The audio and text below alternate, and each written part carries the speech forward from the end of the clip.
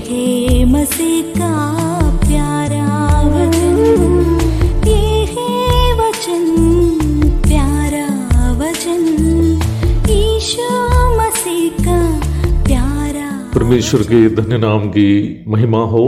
प्रभात मनन के सत्र 1777 में आप सभी का बहुत ही विनम्रता के साथ स्वागत करता हूँ। आइए आज का मनन के लिए हम पढ़ते हैं इब्रानी अध्याय 2 पद 8 और 9।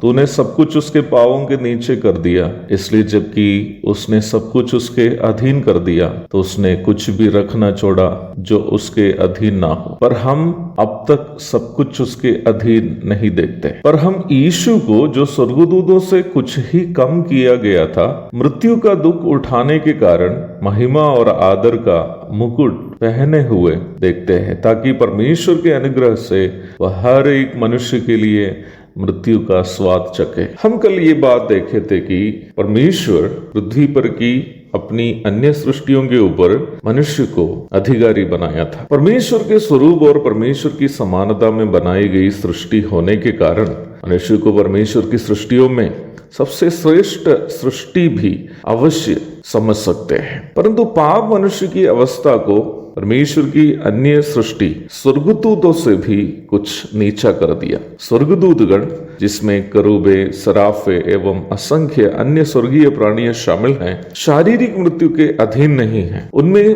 प्रकृति नियमों से बाहर के कार्यों को करने की क्षमता रहती है। वे हमेशा स्वर्ग में परमेश्वर की उपस्थिति के करीब रहने की सौभाग्यता प्राप्त स्वर्गीय प्राणियां हैं, परंतु पाप से प्रदूषित मनुष्य मृत्यु के अधीन हो गया और परमेश्वर की उपस्थिति से भी उसे दूर कर दिया गया।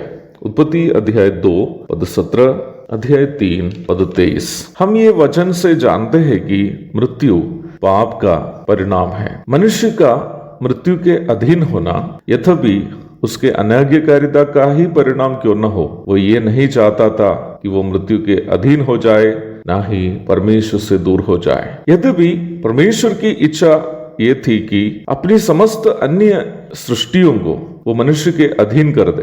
पाप के गुलाम हो जाने के कारण मनुष्य यद्यपि कई अन्य सृष्टियों को अपने कब्जे में तो कर ही दिया, तो भी ये नहीं कह सकता कि वो सब चीजों को अपने अधीन कर दिया है। कई चीजों को मनुष्य अपने कब्जे में कर दिया है, परंतु ये कभी भी दावा नहीं किया जा सकता कि विश्व के समस्त वस्तुओं को मनुष्य अपने अधीन कर दिया है। वास्तव में इन बातें लेखक इसलिए यह चर्चा कर रहा है ताकि वो प्रभु यीशु मसीह का महत्व को पाठकों के सामने प्रस्तुत कर सके। यीशु मसीह जो ईश्वरीयता में पुत्र तथा पिता एवं पवित्र आत्मा से तुल्य स्थानीय हैं, कभी भी मृत्यु के अधीन नहीं थे। वो सनातन काल का प्रभु है, उनको आदि और अंत नहीं है। यशायाह अध्याय 9 पद 6 और 7, यूहन्ना अध्याय 1 पद 1 से 3 तक, अध्याय 8 पद 58, मत्ती अध्याय 26 पद 64। ये सनातन पुत्र प्रभु यीशु मसीह जो पाप से प्रदूषित नहीं है, मृत्यु के अधीन नहीं है, परमेश्वर की दाहिनी ओर विराजमान है, जब मनुष्य से प्रेम किया, अपनी सौभाग्यताओं को स्वेच्छा से कुछ समय के लिए त्यागा और परमेश्वर के दाहिनी ओर से पापी मनुष्य की जो अपनी ही सृष्टि है अवस्था की ओर अपने आप को नीचा कर दिया, ताकि वो मृत्यु का स्वाद चख सके।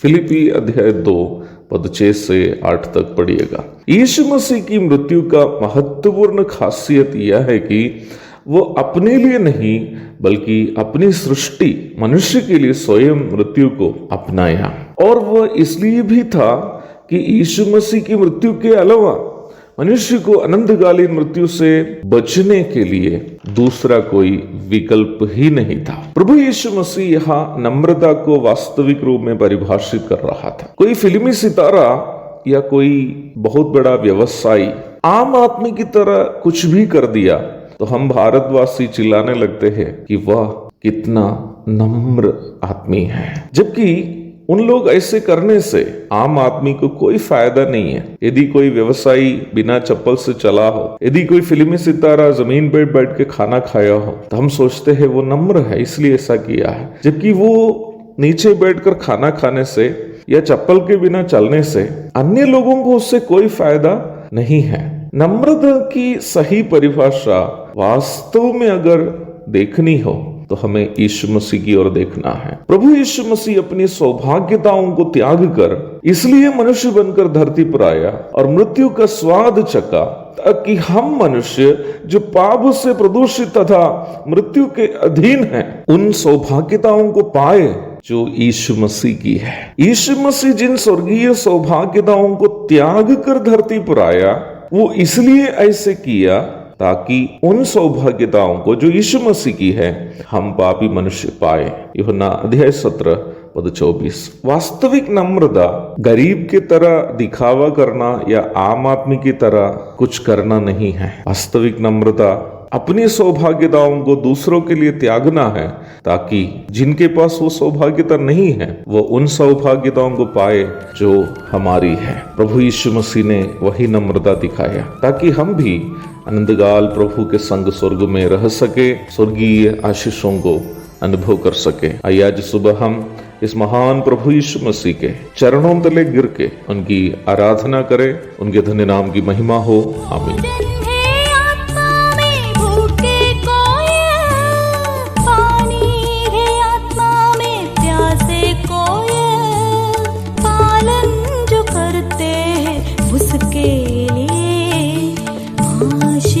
पाने का साधन है ये वचन, प्यारा वचन ईशो।